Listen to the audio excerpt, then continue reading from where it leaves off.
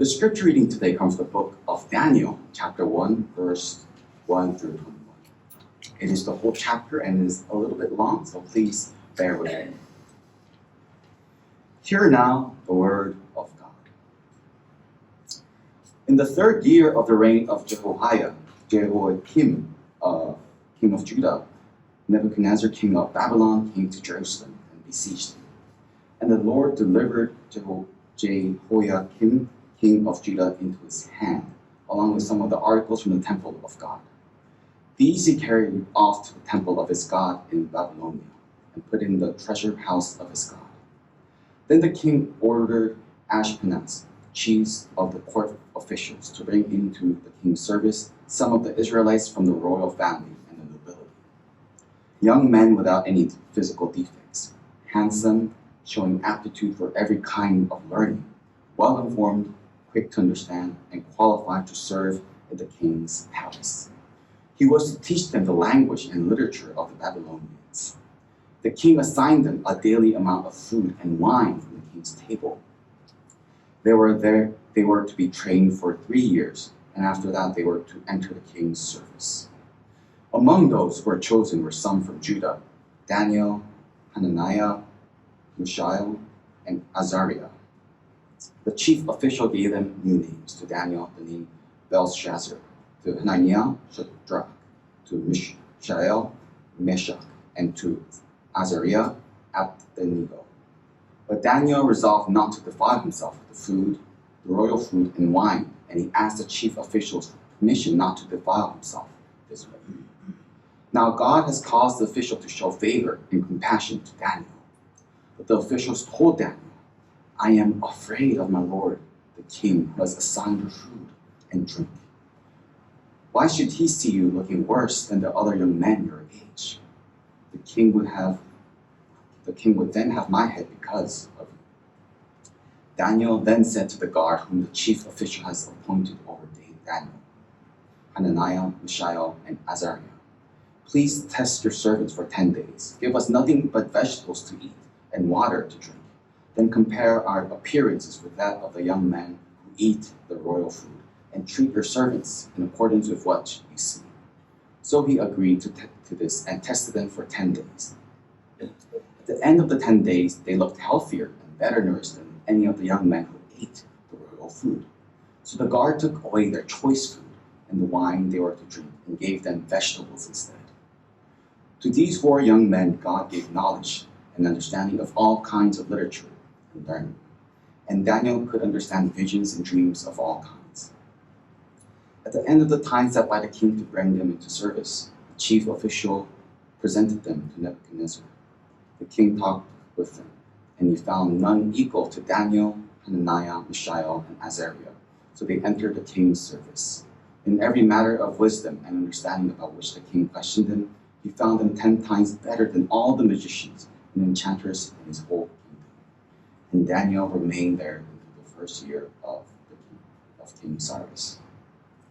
This is the word of the Lord. Thanks be to God. In life, there's lots of do's and don'ts.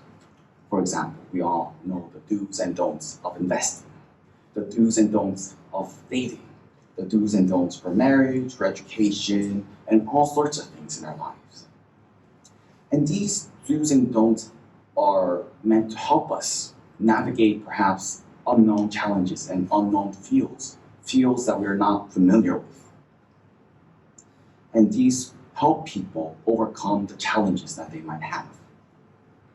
So one of the most famous do's and don'ts of parenting is, for example, to not compare your own child with others.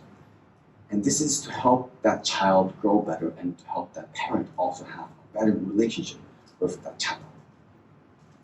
So as we go along today's sermon, I want us to just keep in mind, what about the do's and don'ts for Christians? And so today we start with the story of Daniel. And the story of Daniel starts with the attack of Babylon on Israel, where the Babylonians plunder the city and the temple, and they take the captives of all of the Israelites. And this was because the Israelites were not able to keep the promises, their covenant with their God. So God allowed Israelites, the nation of Israel, to fall to the Babylonians. And some of these captives that the Babylonians took were from the royal family and nobility. And from these people, the king of Babylon ordered the chief of his court officials to bring in some of the captives to serve the royal course, to enter into the service of the Babylonian king. And what the king ordered was this, Daniel 1 chapter verse 4. Young men without any physical defects, handsome, showing aptitude for every kind of learning, well-informed, quick to understand, and qualified to serve in the king's palace. And he was to teach them the language and literature of the Babylonians. So the person chosen was young, without physical defect, handsome, showing aptitude for learning, wise, and smart. And although the text do not testify or make a specific age, they were most likely teenagers. So from the age of the teens, so 13 to 19. So that was the type of people that the king of Babylon was looking for. And the reason the king of Babylon chose this specific people was requirement was because these young teenagers were in general ready to prove themselves, right? When you were teenagers, you were young, you were ambitious, you have lots of dreams. So these people were very easily influenced, and they were very easy to learn and very easy to change their worldview and beliefs. And as prisoners, they would be very happy to be able to live in the palace instead of outside of it, living as slaves and working in minefields or in the field itself. And the other reason why the king Nebuchadnezzar wanted to take these young people was so that the Israelites would not revolt against them. So he took all those who were the most capable leaders, potential leaders, and incorporated them into his own palace so that any potential seed of revolt can be quenched from the start. And not only that, the Israelites would be subdued because they didn't have any young, ambitious people who would be able to lead them. And the way in which the king of Babylon wanted to win these young minnows over was through teaching them the language, the literature of the Babylonians, plus the food and the wine from the king's table, and plus the training they were to receive. Verse 5, the king assigned them a daily amount of food and wine from the king's table. They were to be trained for 3 years. After that, they were to enter the king's service. So they had the privilege of having the best education in that whole kingdom of Babylon, in that empire of Babylon. Plus, they were able to eat the best food, the choice meat. Imagine the best food that you can have in your life, whatever it is. They had that available to them instead of the meager rations that they would have outside as a slave.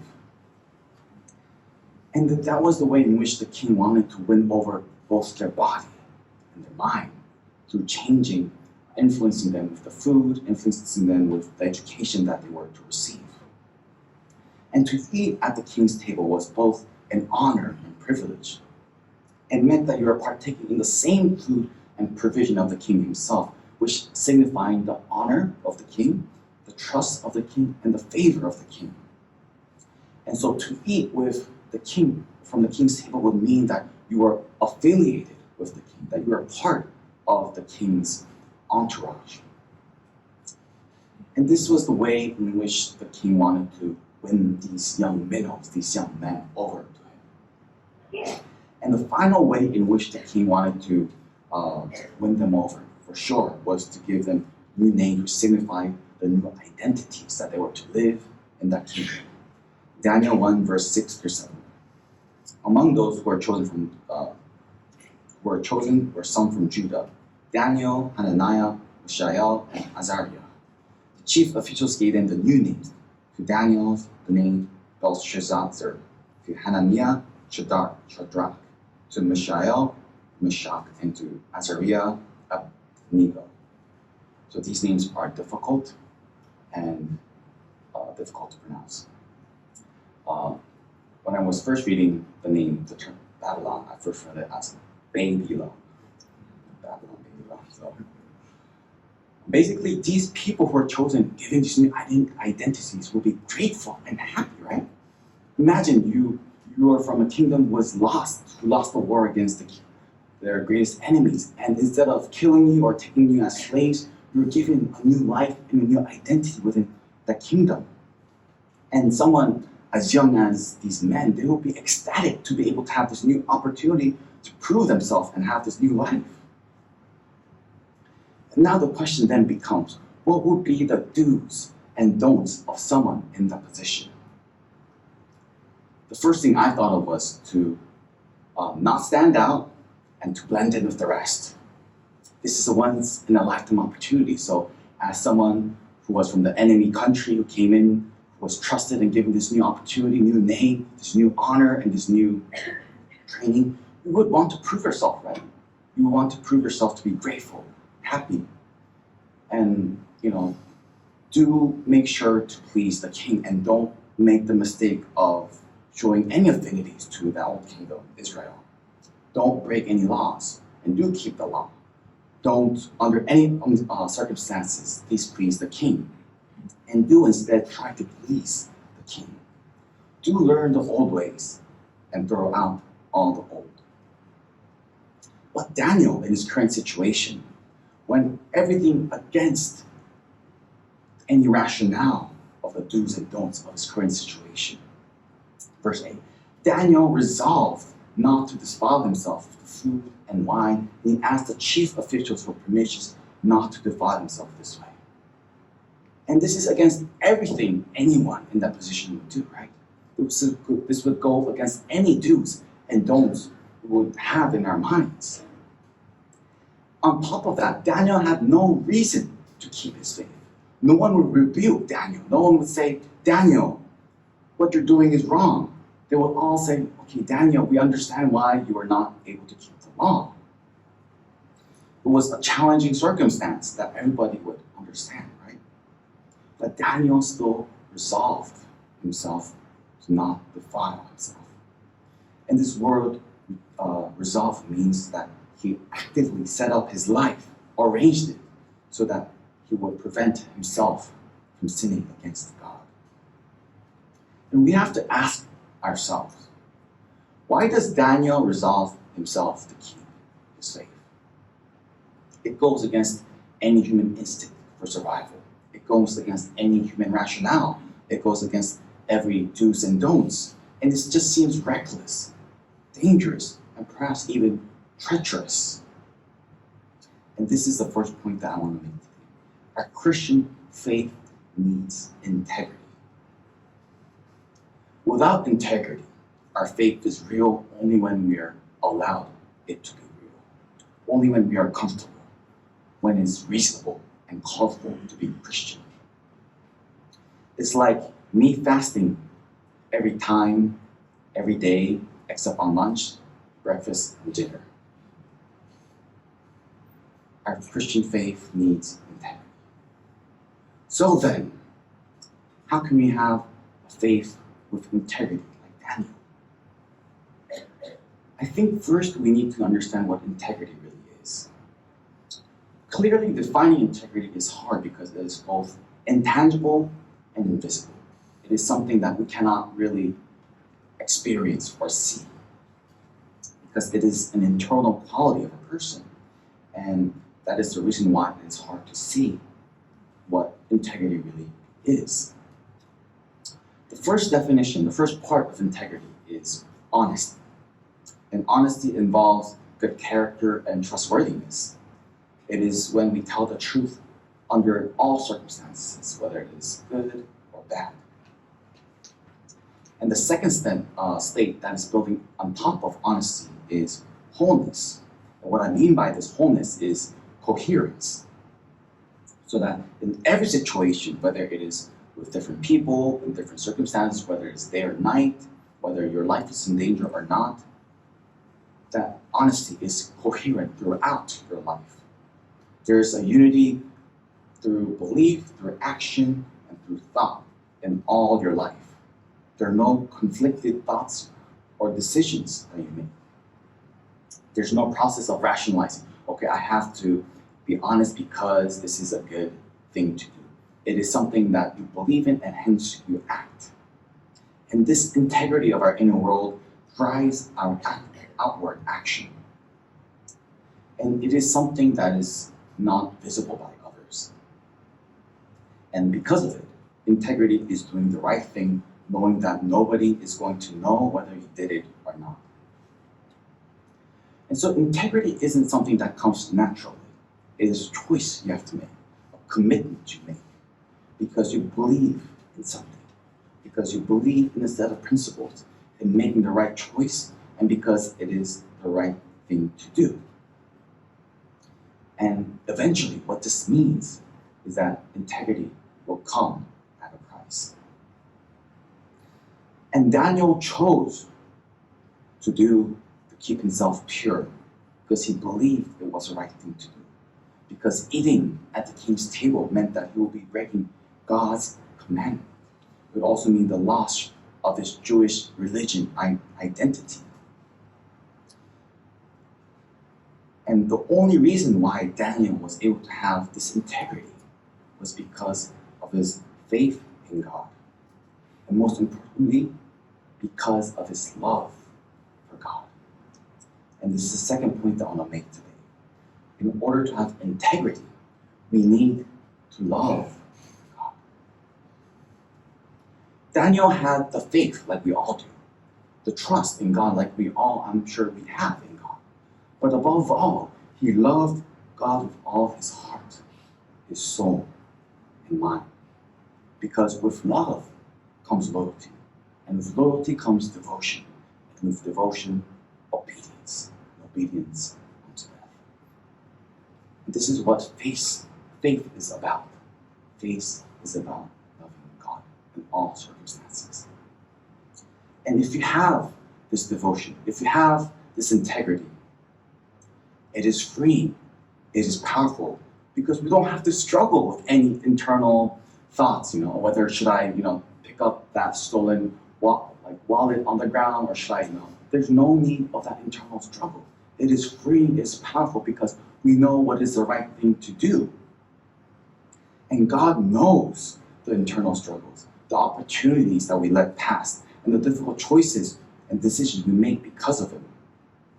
And Daniel, from his love of God, refused the best meat, the best food from the king's table, because that was the only way in which he could prove his love to God.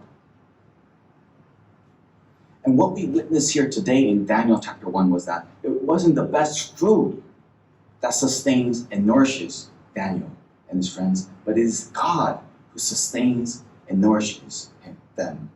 Daniel 1 verse 15. And at the end of the 10 days, they looked healthier and better nourished than any of the young men who ate of the raw food.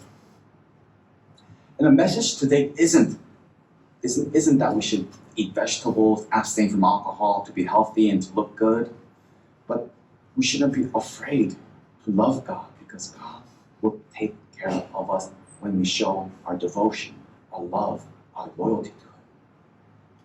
The world will give this choice to us, whether to love God or to not love God, whether to choose the world's way or God's way, whether to do it in an immoral way or just lose that opportunity to keep God's moral ways. And people choose people choose the world over God because that choice is more rational. That choice is better for their family, and that choice is better for their career. And through that, we sometimes lose our integrity, because we believe that that is the way of security, that is the way of prosperity, and that is the way of a good life, only to forget that it is those who cling to God who receives the life that saves, the providence of God, and the peace of God. And this is the last point that I want to make today. God rewards our love for Him. Daniel verse 19 through 20. And the king talked with them, and he found none equal to Daniel, Hananiah, Mishael, and Azariah. So they entered the king's service. In every matter of wisdom and understanding about which the king questioned him, he found them 10 times better than all the magicians and enchanters in his whole kingdom. At the end of the day, it is God who grants success and victory. It is God who exalts and humbles. Even if there was no way for Daniel to keep his faith in the world that is in a world that was outside of his control, in a place that was ruled by foreigners, Daniel still made that decision, that resolve to be faithful to God and to show his love for God. And God made a way for Daniel, rewarded Daniel with learning wisdom superior to that of others. We live in a world that is hard to keep our faith, that is hard to be Christian. But it is possible to keep our faith, our love, not by our own strength, but by God. All we need is that desire in us to love God. Every time our faith seems impossible to live, to keep, as long as there is a desire to love God, a desire to have devotion to God, God will uphold that heart and remember our heart we have for God. So we don't have to be afraid to love God. And all we need to do is focus on just loving God, because God will make a way when there's no way. There's nothing that we can do to change our circumstances in our life, the problems in our life, and the difficulties. So all we can choose in our life is whether to love God or not, whether to serve Him or not, and whether to have Him as our God or not. So as Christians, the do's and don'ts for us, for every one of you here, is this: do love God and don't stop loving God. So let us not be afraid to love God, to choose Him, because He will make a way for us to keep loving Him, keep our desire for Him, and keep our faith intact as long as we have that desire in our hearts. Let us sing Waymaker.